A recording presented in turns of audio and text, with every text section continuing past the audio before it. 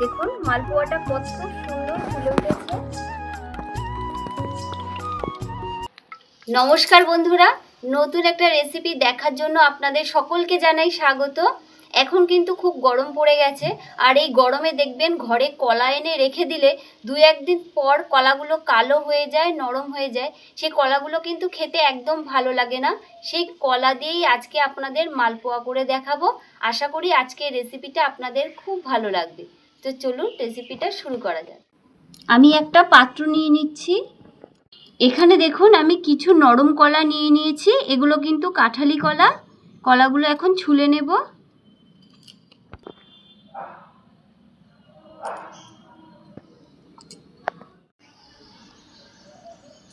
কলার খোসাগুলো খুব ভালো করে ছুলে নিয়েছি।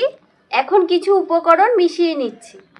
এখানে আমি 1 বাটি আটা নিয়েছি, দিয়ে দিচ্ছি। আটার বদলে আপনারা ময়দাও ব্যবহার করতে পারেন। এখানে দেখুন হাফ কাপ সুজি নিয়েছি, দিয়ে দিচ্ছি। এখানে আমি কিছুটা আখের গুড় নিয়েছি, এখন দিয়ে দিচ্ছি। আর আপনাদের কাছে যদি চিনি থাকে তাহলে চিনিও দিতে পারেন। এখন খুব ভালো করে সব মেখে নিচ্ছি।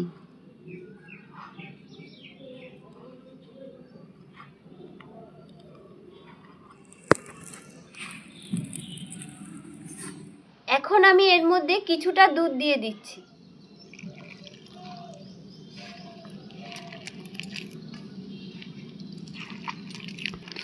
আরেকটু দুধ দিয়ে দিচ্ছি। যেহেতু মালপোয়া হবে, ব্যাটারটা কিন্তু একটু পাতলা হবে,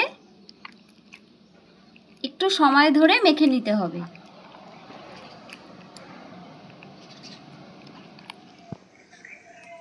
ঘনত্বটা দেখুন ঠিক এরকম রাখতে হবে। এখানে দেখুন আমি কিছুটা মৌরি নিয়েছি, ওপর থেকে ছড়িয়ে দিচ্ছি। আর মৌরিটা খেতে কিন্তু খুবই ভালো লাগবে।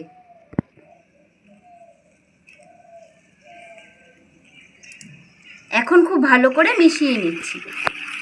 এখন খুব ভালো করে কিন্তু মিশিয়ে নিয়েছি। এখন আমি 10 মিনিটের জন্য ঢেকে রেখে দিচ্ছি।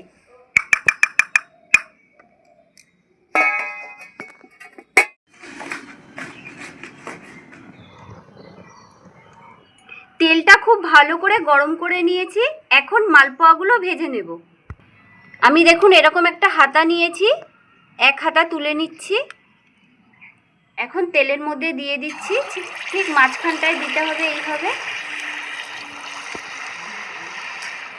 আর এই সময় কিন্তু একদম নাড়া যাবে না।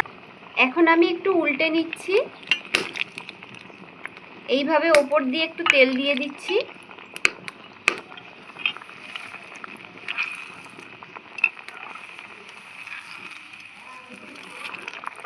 এইভাবে ওপর দিয়ে একটু তেল দিয়ে দিচ্ছি।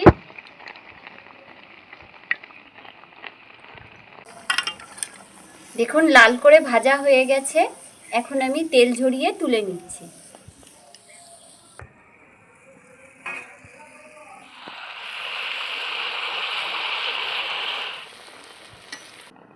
দেখুন মালপোয়াটা কত সুন্দর ফুলে উঠেছে।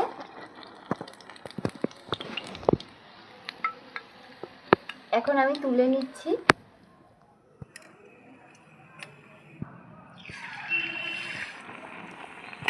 সুন্দর ফুলে উঠেছে।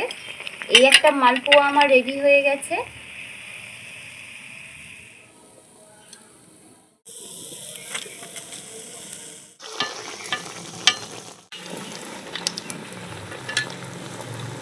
মালপোয়াগুলো দেখুন আমার রেডি হয়ে গেছে।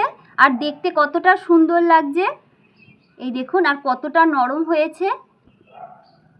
এই দেখুন ভেতরটা কেমন হয়েছে। এই দেখুন কত সুন্দর হয়েছে ভেতরটা।